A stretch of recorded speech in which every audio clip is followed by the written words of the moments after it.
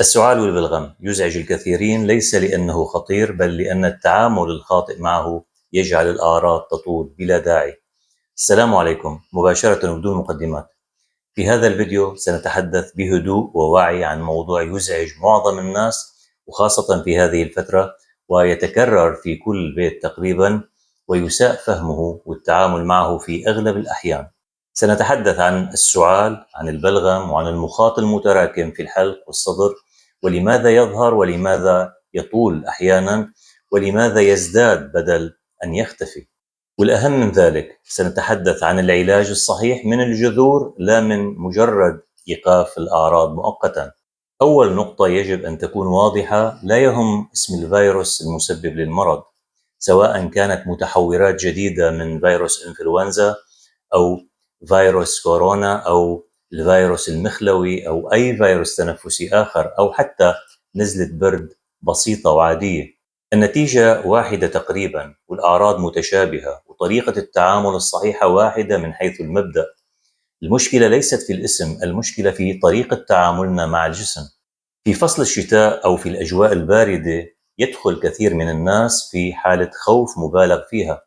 نغلق البيوت بإحكام، نشغل التدفئة إلى أقصى درجة، نرتدي طبقات كثيرة من الملابس داخل البيت، ونحول بيوتنا إلى أجواء خانقة وساخنة، ثم نخرج فجأة إلى جو أبرد. هذا الانتقال المفاجئ من الدفء الشديد إلى البرودة هو أحد أهم الأسباب التي تضعف الجهاز التنفسي وتهيئ الجسم للإصابة. الجسم لا يحب التطرف، لا يحب الحرارة العالية جدا ولا البرودة القاسية. الجسم يحب الاعتدال. عندما يكون الجو داخل البيت معتدل يشعر الجسم بالأمان، وتبقى الأغشية المخاطية في الأنف والحلق في حالة توازن. أما عندما يكون الجو حار جدا داخل البيت ثم نخرج إلى البرد، فإن الأغشية تتهيج والمناعة الموضعية تضعف، وهنا تبدأ القصة. بعد الإصابة يظهر السعال، وهنا تقع أكبر الأخطاء. كثير من الناس يعتقد أن السعال مرض بحد ذاته، وأن الحل هو إيقافه بأي طريقة، وهذا غير صحيح. السعال آلية دفاعية. السعال هو طريقة الجسم لطرد البلغم والمفرزات من الشعب الهوائية والرئتين. السعال يحميك من الاختناق، ويحمي رئتيك من تراكم المفرزات. المشكلة ليست في السعال، المشكلة في لزوجة البلغم. عندما يكون البلغم كثيفا ولزجا يلتصق بجدران الشعب الهوائية ولا يخرج بسهولة. في هذه الحالة يسعل المريض كثيرا ويتعب، وقد يشعر بضيق في التنفس، وخاصة بالليل عند الاستلقاء، لأن البلغم يتجمع أكثر في الصدر والحلق. إذن الهدف ليس إيقاف السعال، الهدف هو تذويب البلغم.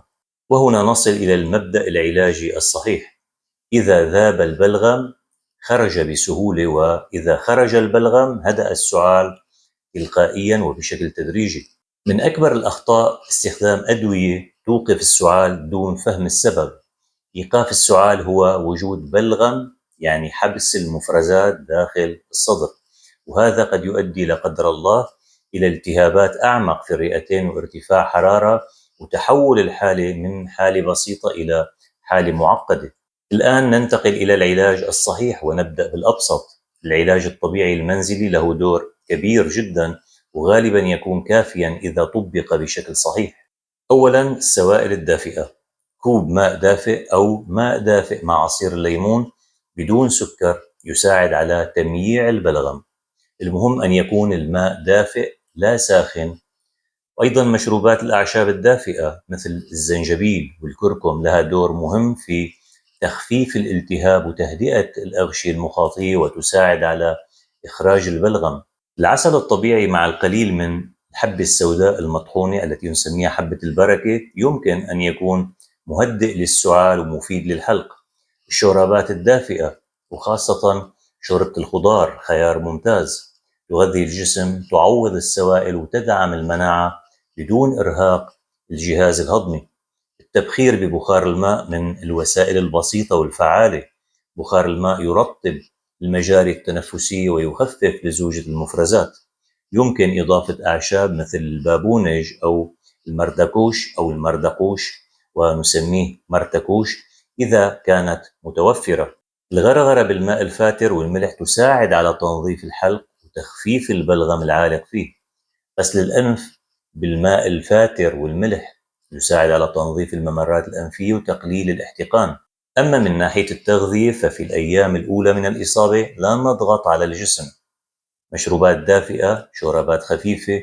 بعد تحسن الحالة يمكن إدخال الفواكه والخضروات تدريجيا لأن الجسم في البداية يكون مرهقا. نأتي الآن إلى الأدوية. هناك فرق كبير بين دواء يذيب البلغم ودواء يوقف السعال. الأدوية المذيبة للبلغم تعمل على جعل البلغم أخف وأسهل خروجا. قد يشعر بعض الناس بزيادة البلغم في البداية، وهذا أمر طبيعي لأنه بلغم متراكم بدأ بالخروج. أما الأدوية التي توقف السعال فيجب الحذر منها ولا تستخدم إلا في حالات محددة جدا وتحت إشراف طبي. نصل الآن إلى نقطة مهمة جدا: المضادات الحيوية. المضادات الحيوية لا تعالج الفيروسات، لا تعالج الإنفلونزا ولا كورونا ولا أي نزلة برد فيروسية. استخدامها بدون داعي يضعف المناعة ويضر بالبكتيريا النافعة في الأمعاء، وقد يطيل من مدة المرض بدل أن يقصرها.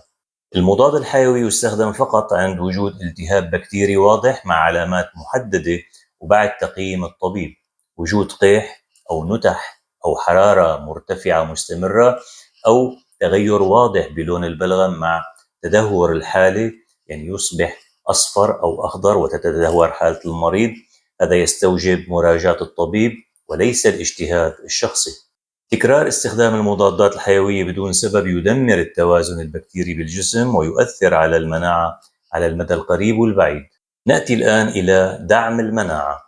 المكملات الغذائية قد تكون داعمة في فترة المرض، لكنها ليست بديلاً عن نمط الحياة الصحيح.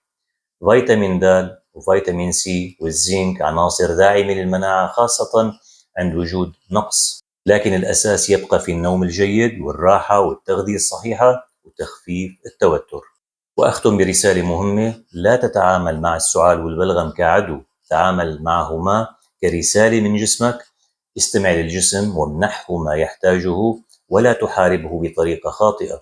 الاعتدال في التدفئة، الوعي في استخدام الأدوية، الصبر في العلاج والعودة إلى الأساسيات البسيطة. بهذا الشكل ستتحسن بإذن الله وستتخلص من البلغم ويهدأ السعال وتعود الرئتان إلى عملهما الطبيعي. أحبائي، شكرا لكل من يدعم القناة بميزة شكرا. دعمكم يساعدني على الاستمرار. ولمن يرغب بالانضمام ودعم القناة، خيار الانضمام متاح أسفل الفيديو. وقبل أن أختم أدعو من كل قلبي لروح أمي الحبيبة الغالية أم نوار بالرحمة والمغفرة، ولأبي الغالي أبو نوار الدكتور محمود علي بالصحة وطول العمر. شكر كبير لزوجتي الفاضلة الدكتورة أكابر خضور علي شريكتي في صناعة محتوى القناة، ولجميع أفراد فريق العمل على جهودهم الرائعة. لا تنسوا الاشتراك في القناة إذا لم تشتركوا بعد، وشاركوا هذا الفيديو مع من تحبون، ودعموني باللايك والتعليقات، فكل دعم منكم يجعلنا نستمر في تقديم محتوى صحي موثوق ومفيد لكم جميعا. حفظكم الله ومنحكم الصحة والعافية. بأمان الله.